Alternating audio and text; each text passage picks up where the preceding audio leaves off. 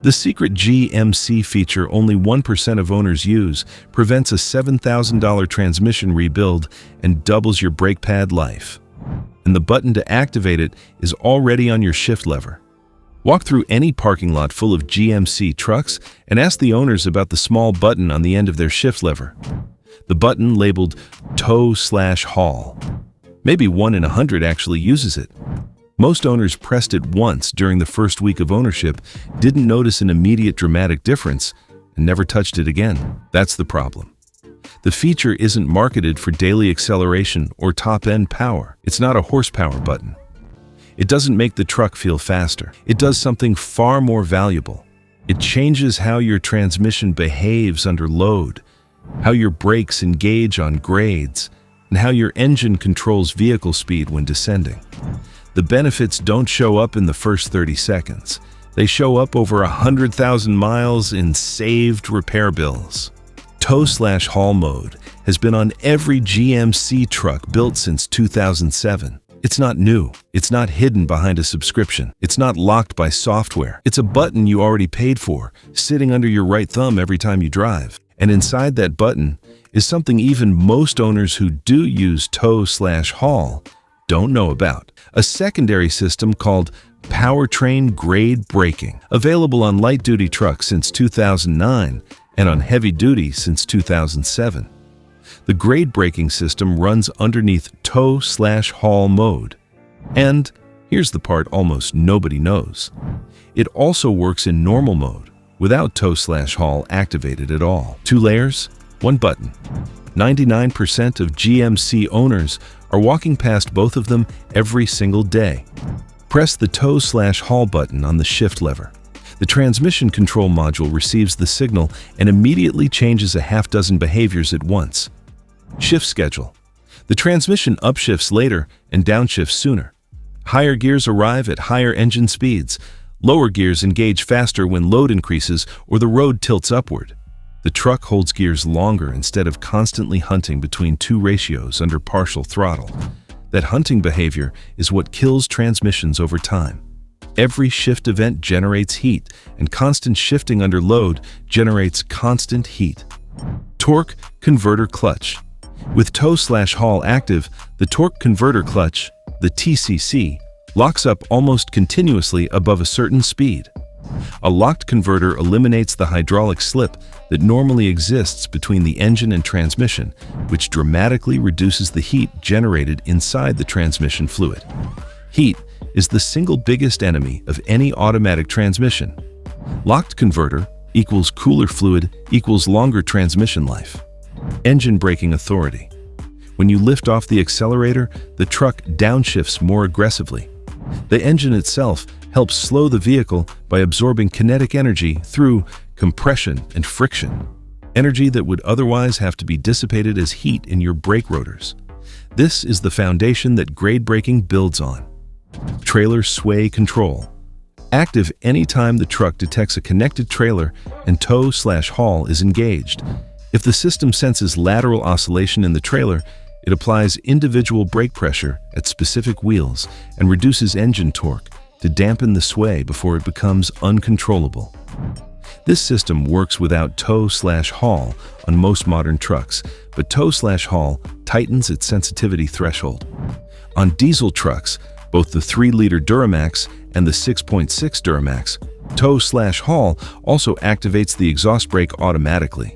The exhaust brake creates back pressure in the turbocharger and exhaust system, dramatically increasing the engine's ability to slow the vehicle without using the service brakes. On the 6.6 Duramax especially, the exhaust brake authority is strong enough to noticeably decelerate the truck on its own with the foot off the pedal. Tow/haul stays active for 2 to 4 hours after ignition off, depending on model year. You don't have to remember to press it again on every short drive during a multi-stop towing day. The system holds the setting until enough time passes between drives to assume the towing session is finished.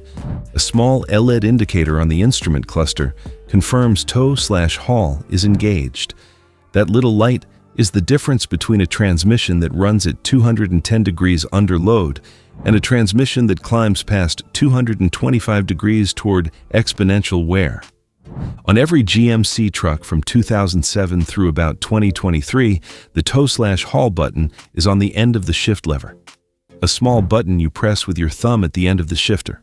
One press to activate, one press to deactivate. The dashboard light comes on or goes off accordingly. On 2024 and newer trucks, including the current Elevation and AT4 trims, the layout changed. There's now a dedicated trailer icon button below the drive mode selector switch. The button shows a small graphic of a truck pulling a trailer. Press it to engage tow/haul. The instrument cluster confirms with the same LED indicator. This change confused a lot of newer truck owners because the drive mode selector also has a tow/haul drive mode option. The drive mode rotary switch on 2024 and newer trucks cycles through 6 modes: normal, sport, snow and ice, off-road, tow/haul, and terrain. Selecting tow/haul as a drive mode is similar to, but not identical to, pressing the dedicated trailer button. The drive mode setting changes overall vehicle behavior, including steering feel and stability programming, while the trailer button focuses specifically on transmission and grade braking calibration. For most owners, the dedicated trailer button is what you want for towing. The drive mode change is broader than necessary and includes adjustments unrelated to transmission protection. If you're learning the feature your truck already has, hit subscribe and like this video. Helps more GMC owners find it. Now, the part most owners never knew existed. Here's the discovery that genuinely changes everything for most GMC owners. Powertrain grade braking is not just a tow/haul feature. It works in normal mode too, automatically, without you pressing a single button. The system monitors 4 data streams continuously: vehicle speed, acceleration rate, engine torque output, brake pedal pressure, and duration. When the vehicle is descending a grade, your foot is on the brake for a sustained period, and the algorithms determine that you're using the brakes to control speed rather than coming to a stop. Grade braking auto-engages. The transmission downshifts. The engine begins helping you slow the truck. Your brake pedal pressure stays steady, but your brake rotor temperature stops climbing.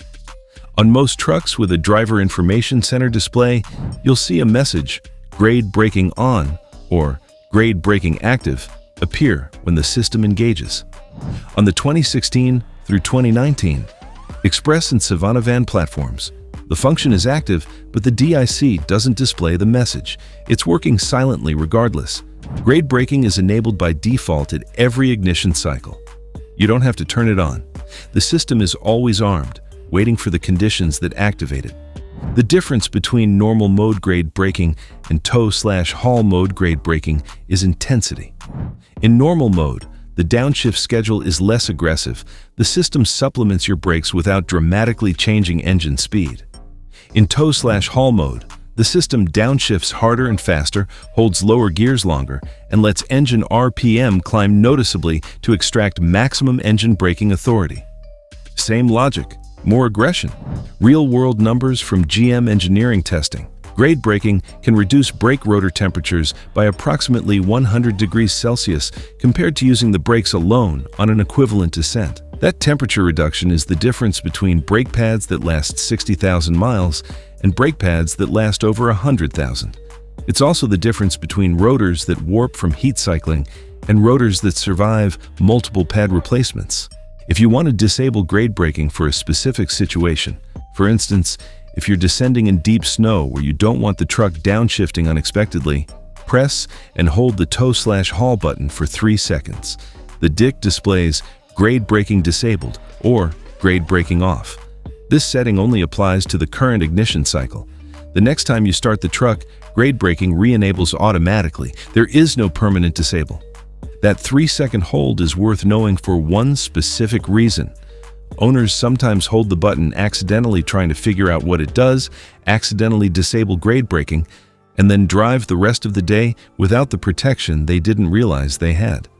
If you suspect this happened, simply restart the truck and grade braking returns to its default enabled state. Tow/haul is not an always-on feature.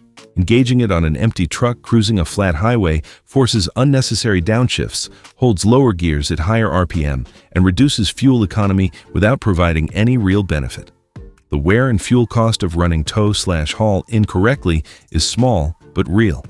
The feature is calibrated for load, and using it without load wastes the calibration. The right times to engage tow/haul. Towing any trailer over 2,000 pounds, hauling significant weight in the bed, roughly 1,500 pounds or more.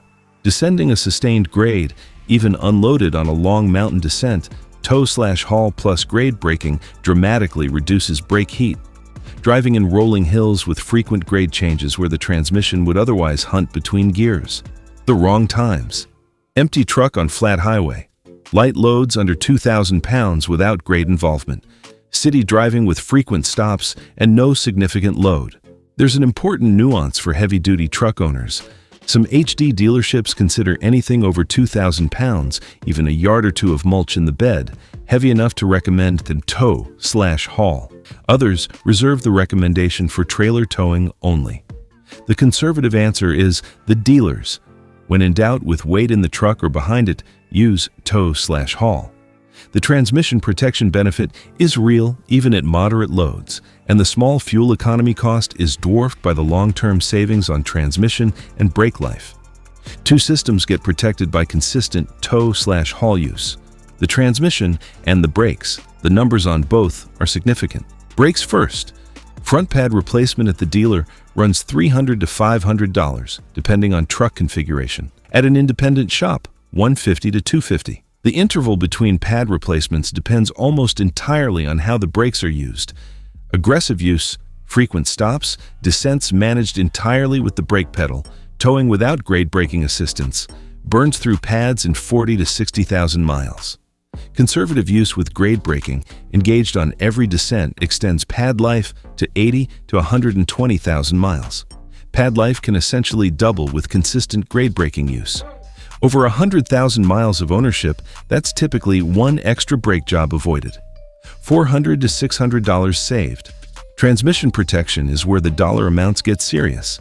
Heat is the killer of every modern automatic transmission. The 8L90 8-speed and the 10L80 10-speed used in current GMC trucks both have well-documented thermal limits. Above 225 degrees fluid temperature, internal wear accelerates exponentially. Above 250, irreversible damage begins occurring on every drive cycle. Tow/haul mode keeps fluid temperatures 15 to 30 degrees lower under equivalent load conditions compared to driving without it. Real-world data. Owners towing a 6,500-pound trailer from Michigan to California and back, crossing both the Rockies and the Sierras, reported transmission temperatures never exceeding 210 degrees with tow/haul engaged consistently. Without tow/haul, the same loads on the same grades would push the fluid into the 220s and beyond.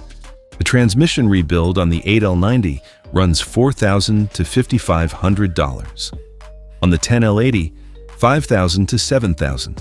Catastrophic failures from sustained overheating can push those numbers higher when the torque converter and valve body need replacement alongside the rebuild. Tow/haul mode is not a guarantee against transmission failure, but it's a documented, measurable reduction in the heat exposure that drives most failures. Over 100,000 miles of mixed towing and hauling, consistent tow/haul use is one of the highest leverage habits a truck owner can develop.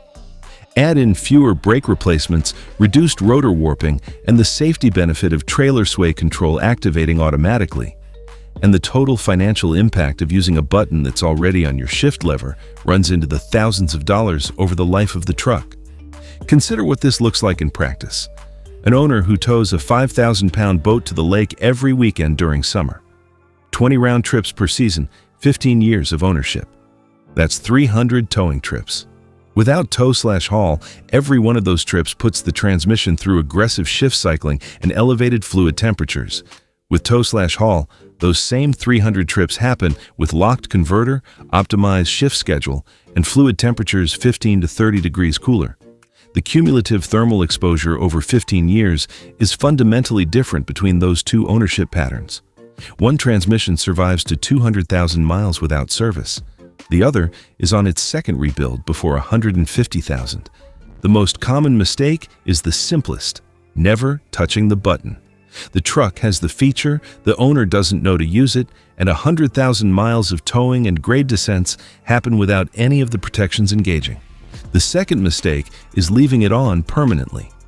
Some owners discover tow/haul and start using it for every drive. As discussed earlier, this hurts fuel economy and adds unnecessary transmission shift cycles when the truck is empty. Use it under load. Turn it off when you're done. The third mistake is the 3-second button hold. Owners sometimes hold the tow/haul button trying to really turn it on, accidentally disabling grade braking instead. Then, they drive the rest of the trip without the protection. If you press tow/haul and the LED comes on, that's it. Don't hold the button longer. The fourth mistake: confusion between the dedicated trailer button and the tow/haul drive mode on 2024 and newer trucks. Both will engage tow/haul behavior, but the drive mode change is broader and includes adjustments to vehicle systems unrelated to towing. For pure transmission and grade braking benefit, the dedicated trailer button is the cleaner choice. The fifth: not realizing grade braking works in normal mode without tow/haul. Many owners assume that without tow/haul engaged, they're getting zero engine braking assistance. The truth is that grade braking auto-detects and auto-engages on any sustained descent with steady brake pressure, even with tow/haul off. The protection is there. You're just getting more of it with tow/haul on. The sixth mistake is rarer but worth mentioning. Owners who own a diesel truck and don't realize tow/haul activates the exhaust brake automatically. They press the dedicated exhaust brake button thinking they need to enable it separately, then turn off tow/haul because they think the two systems conflict. They're not separate functions on most diesel models. Tow/haul plus exhaust brake work as one integrated system. Pressing tow/haul on a diesel engages everything you need at once.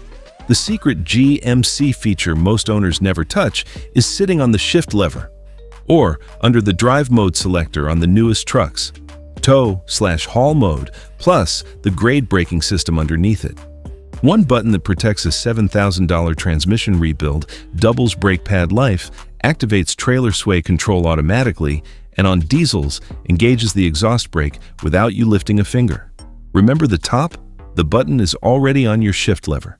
Now you know what it does, when to use it, and what the hidden grade braking system inside it does even when the button is off. Go watch our video on how smart mechanics are bypassing GMC dealers with the AFM delete loophole, or the one on 5-band GMC features GM disabled. Both stack directly on what you just learned. See you in the next one.